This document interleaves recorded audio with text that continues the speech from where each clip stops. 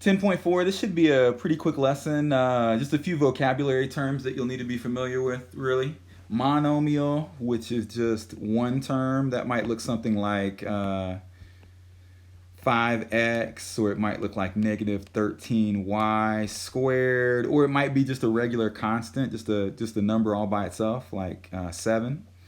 Any one of those would be one-term monomials. Binomials will be two terms separated by a minus or a plus, so you might have something like 5y plus 2. Two terms there, or you might have negative 3x minus 9. Two terms, binomial. Three terms, pretty simple. 4x to the second plus 3y minus 5, something like that, where you've got three terms. Should be pretty easy to work out. They'll give you some options and you'll just click the one that you're meant to choose. Some other vocabulary terms: degree, which has to do with the highest exponent that's shown in the polynomial. So highest exponent. Hopefully that's pretty easy to spot. That's this 3 here, so x to the third. The degree in this case would be 3, the highest exponent. Leading coefficient, that's the coefficient or the number in front of the degree.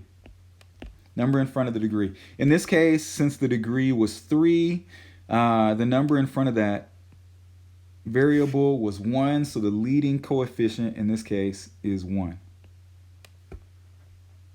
Oh, and by the way, the degree on, if we had something like 6, the degree on that, since this is basically x to the 0 that's next to it, the degree would be 0. And then the leading coefficient, the number that's in front of the degree, would be 6. And then a non-zero constant, if that comes up, they're just talking about a constant, which is a number like 5, something that doesn't have a variable, or negative 17 might be a non-zero constant. It's just a constant that's not 0. Descending order, the terms in a polynomial are written so that exponents on variables decrease from left to right. So you might have something like, it's not really to do with the numbers, it's to do with the variables and the exponents on the variables. So x to the third, next you might have 4, let's say 7, x to the second. So the powers of the exponents are going down, 3, 2, and then you might have, or maybe we'll subtract, 14x. So you're in descending order. Leading coefficient, the coefficient of the term with the highest exponent. So again, if we had this example here, the highest exponent is 3, so the degree would be 3, and then the leading coefficient would just be 5.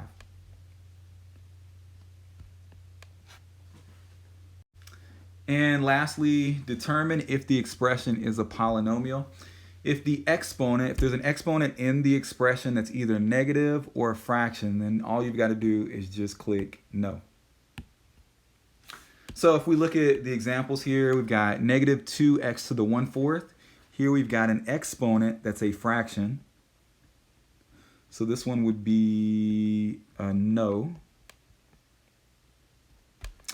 Next, the negative 4x minus 7x squared. So we don't have any exponents that are negative. We don't have any exponents that are fractions. So this one would be a yes. On bottom, or below that, we've got 9x to the second plus 4x to the 2/3. Here we've got a fraction exponent, so this is a no. To the right of it, negative 3x to the negative 2 minus 2. Here we've got a negative exponent, so again, this is a no.